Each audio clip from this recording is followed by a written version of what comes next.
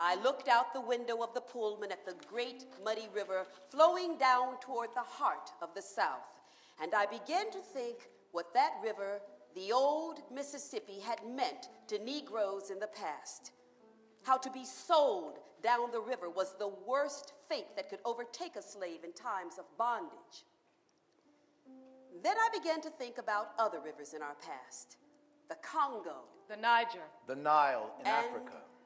The thought came to me. I've known rivers. And I put it down on the back of an envelope I had in my pocket. And within the space of 10 to 15 minutes, as the train gathered speed in the dusk, I had written this poem. I've known rivers. I've known rivers ancient as the world and older than the flow of human blood in human veins. My soul has grown deep like the rivers. No. I moved into Harlem, where I began my life on my own.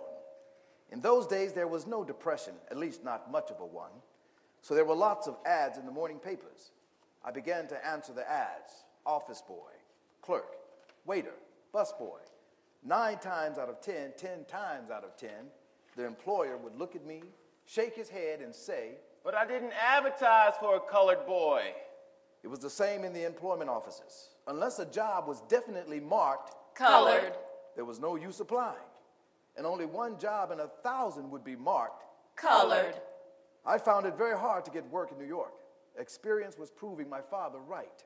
On many sides, the color line barred your way to making a living in America. I am a Negro. Black as the night is black. Black like the depths of Africa. I've been a slave. Caesar told me to keep his doorsteps clean. I brushed the boots of Washington. I've been a worker. Under my hand, the pyramids arose. I made mortar for the Woolworth building. I've been a singer, all the way from Africa to Georgia. I carried my sorrow songs. I made ragtime. I've been a victim. The Belgians cut off my hands in the Congo.